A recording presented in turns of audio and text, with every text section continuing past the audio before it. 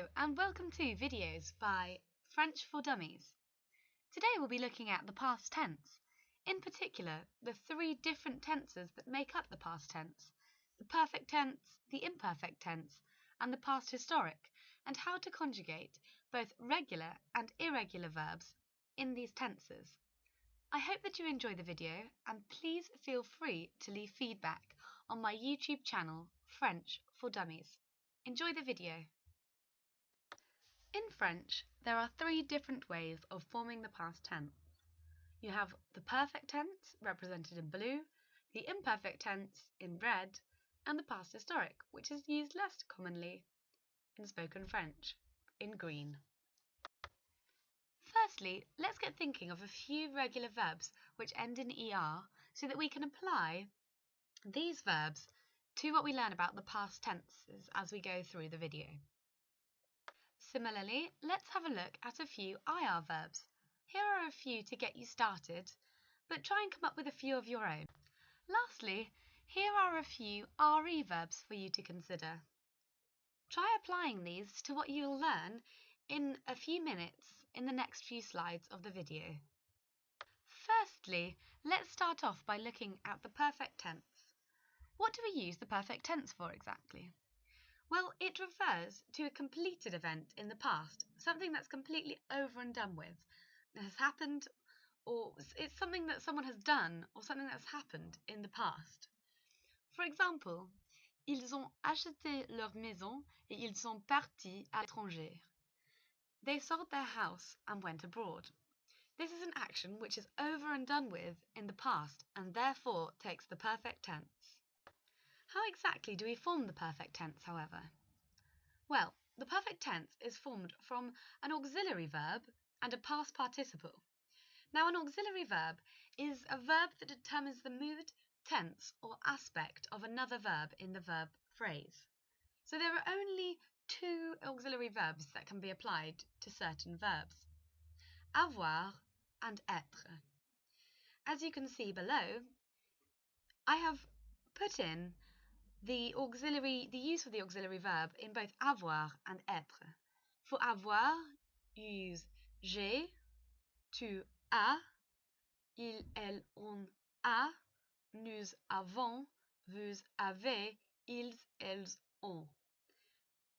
These words in blue represent the conjugated auxiliary verbs.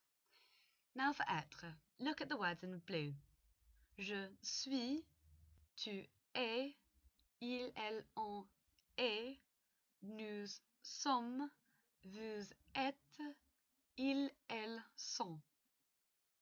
And always remember to add the past participle after these auxiliary verbs. Okay, so now we've talked about how to use the auxiliary verb. Now let's look at how to conjugate the past participle. For regular ER verbs, the past participle is formed by replacing the ER on the end of the verb with an E accent. Here, the auxiliary verb is avoir when looking at the word travailler, to work. The words in red represent the personal pronouns je, tu, il, elle, on, nous, vous, and il or elle. The letters in green represent the auxiliary verb, whilst the letters in blue show the conjugated perfect tense endings. You may notice that the past participle here doesn't change. Now let's consider how we should correctly conjugate IR verbs. With choisir, to choose, the auxiliary verb is avoir. Words in red again represent the personal pronouns. The letters in green represent the auxiliary verb, avoir, and the letters in blue show the conjugated perfect tense endings. In general, when conjugating regular IR verbs, we replace the IR with an I. As you can see, once again, the past participle does not change. Now it's time to look at how to conjugate verbs ending in RE. With the example vendre, to sell, the auxiliary verb is avoir. Once again, words in red represent the personal pronouns, letters in green represent the auxiliary verb avoir, whilst words in blue show the conjugated perfect tense endings. When conjugating regular RE verbs, we replace the RE with a U. Once again, the past participle does not change. Right, so far we've looked at verbs which use the auxiliary verb avoir. Now it is time to look at the verbs that take the auxiliary verb être. There are 16 verbs in total. These can be remembered by using the acronym Dr. Mrs. Van der Tramp. Descendre, rentrer, monter, rester, sortir, venir, aller, naître, devenir, entrer, revenir, tomber, retourner, arriver, mourir and partir. Try and learn these for yourselves and see if you can remember them. It's a really useful acronym and a great way to remember the verbs which take être. Now that we've learnt which verbs actually to apply the auxiliary verb être to, let's actually put this into practice with the verb devenir, to become. Once again, the words in red represent the personal pronouns. The letters in green represent the auxiliary verb être this time, and the words in blue show the conjugated past participle of the verb devenir. Unlike the verbs which take the auxiliary verb avoir, the past participle of verbs which take être actually agrees with the subject. So it agrees, basically the words in blue agree with those in red. In other words, if the words in red, the subject, is feminine, we add an E. But if the subject, the words in red, is plural, we add an S. Now let's have a quick look at irregular verbs in the perfect tense. Here are a few irregular past participles for you to consider. Compris, from comprendre, understood. Couru, from courir, ran. Dit, from dire, said. Dû, from devoir, had to. Écrit, from écrire, wrote. Fait, from faire, did. Lu, from lire, read. Mis, from mettre, placed.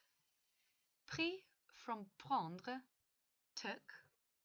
Pu, from pouvoir, could or was able to.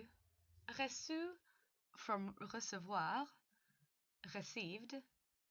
Voulu, from vouloir, wanted.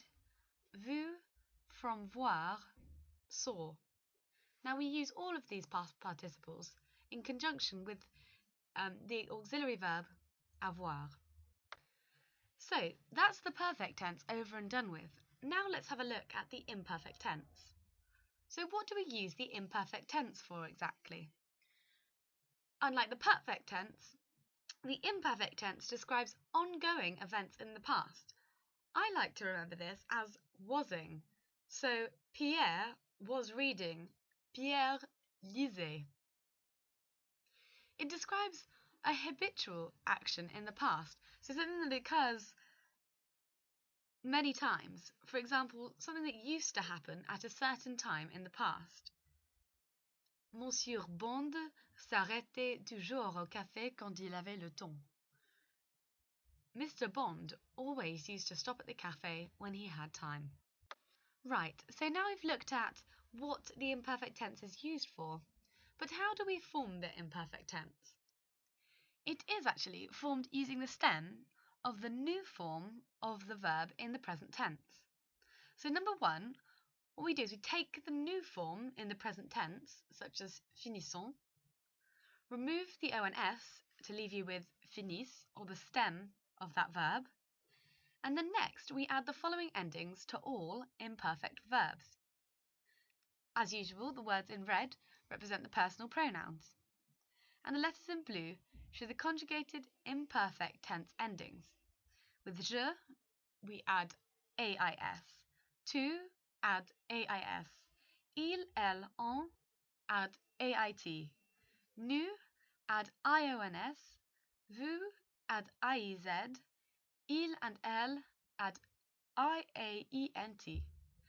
A nice little rhyme is A-I-S, A-I-S, A-I-T, I-O-N-S, I-E-Z, A-I-E-N-T.